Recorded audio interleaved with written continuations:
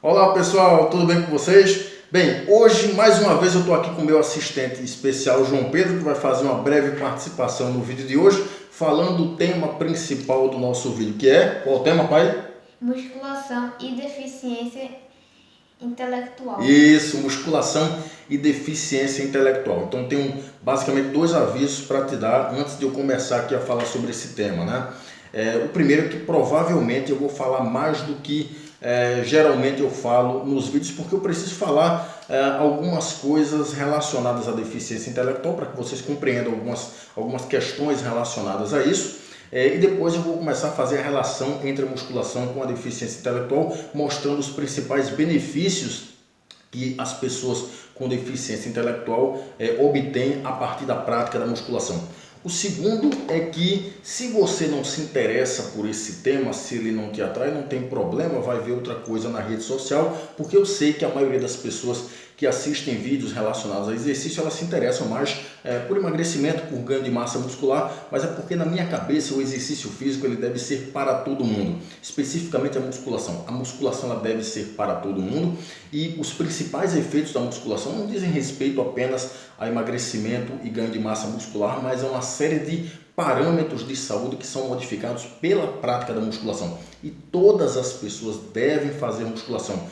Crianças, adolescentes, adultos, pessoas de meia idade, idosos, pessoas com doenças crônicas, inclusive pessoas com deficiência intelectual, que é o tema do vídeo de hoje. Antes de eu começar a falar sobre esse tema, deixa eu dar um golinho na minha aguinha para eu poder me acalmar, na minha canequinha preta, que eu acho linda e eu adoro. Eu dou um golinho para poder ficar mais tranquilo. Então vamos lá.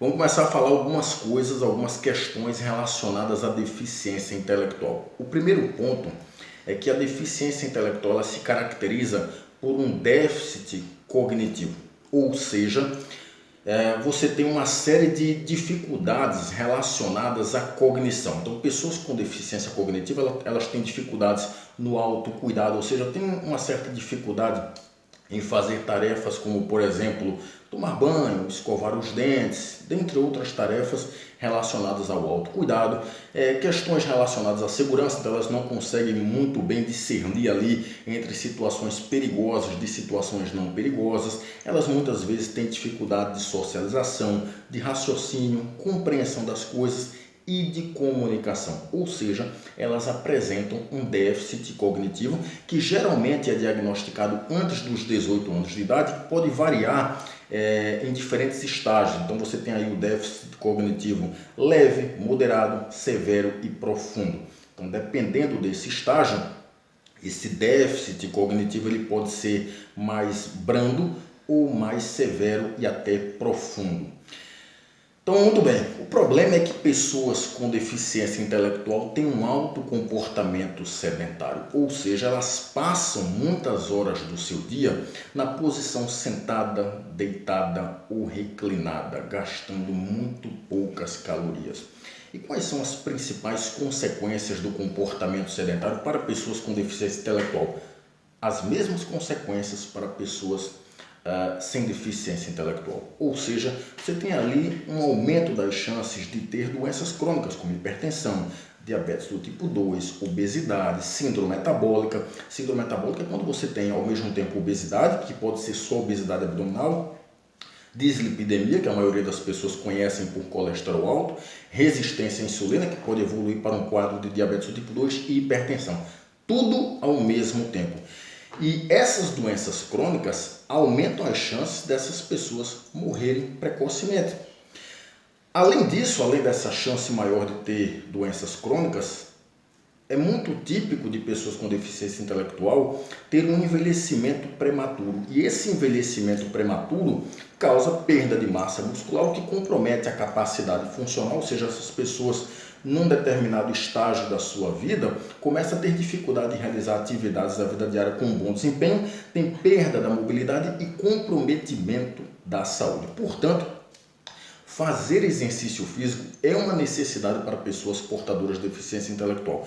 E aqui o tema principal é musculação. E aí eu vou mostrar para vocês por que pessoas com deficiência intelectual devem e precisam fazer musculação. E para isso, Eu vou mostrar um estudo que foi publicado na revista Sports. E essa revista, esse estudo foi publicado por pesquisadores portugueses, foi publicado no ano de 2021, portanto, no ano passado. Esse estudo foi um estudo de revisão, onde eles pegaram 9 estudos que investigavam, claro, a relação, ou melhor, os efeitos da musculação em vários parâmetros de saúde, desempenho e de massa muscular e massa magra, e na composição corporal de uma forma geral, em portadores de deficiência intelectual.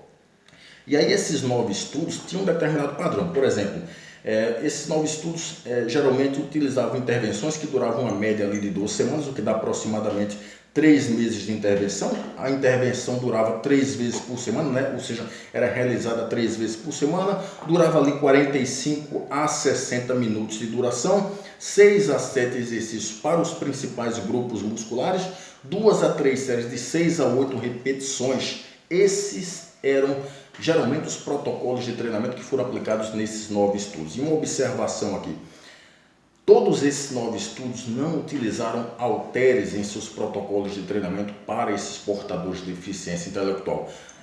Na semana passada eu até escrevi um textinho falando sobre isso e eu coloquei assim: por razões óbvias, eles não usaram halteres nos seus protocolos de treinamento, e essas razões óbvias não ficaram muito claras para algumas pessoas, principalmente pessoas leigas. Veja, se você coloca um halter, se você entrega um halter para um indivíduo, para uma pessoa com deficiência intelectual com um grau moderado ou severo, existe a possibilidade desse indivíduo soltar o halter, por exemplo, no seu próprio pé. Então, por uma questão de segurança, se utilizou apenas máquinas de musculação.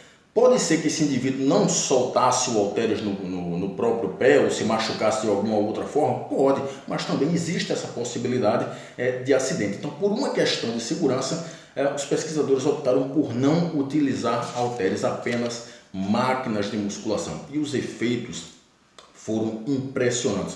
Eu vou reunir todos os efeitos, né, dos 9 estudos aqui, para não ficar falando o efeito de cada estudo especificamente, porque senão o vídeo vai ficar muito mais longo, né? Então, esses indivíduos com deficiência intelectual tiveram melhoras na imunoglobulina salivar, que é um indicador de imunidade, portanto, eles tiveram melhoras na imunidade, aumentaram a testosterona, aumentaram o equilíbrio estático e postural, melhoraram a massa magra, diminuíram a massa gorda, ou seja, melhoraram a composição corporal, aumentaram a força muscular dos membros superiores e inferiores, diminuíram a leptina, o fator de necrose tumoral alfa e a interleucina 6, ou seja, eles diminuíram o perfil inflamatório, que é muito comum em indivíduos com obesidade, com diabetes do tipo 2 e outras doenças crônicas. Diminuíram a circunferência da cintura, né, porque no final das contas diminuíram a massa gorda ali, diminuíram a inflamação sistêmica, melhoraram as defesas antioxidantes e diminuíram os marcadores de dano oxidativo. Então veja a quantidade de benefícios fisiológicos, de benefícios relacionados à saúde, ao desempenho e à composição corporal que esses indivíduos estiveram praticando musculação. A musculação ela não se limita apenas a ganhar massa muscular e emagrecer, que são 2 pontos bastante importantes. A musculação ela também é saúde, ela melhora vários parâmetros de saúde e todas as pessoas podem e devem fazer musculação, porque musculação é uma questão de saúde. Todas as pessoas devem fazer, inclusive portadores de deficiência intelectual, ok? Então espero ter contribuído. Um abraço a todos, até mais!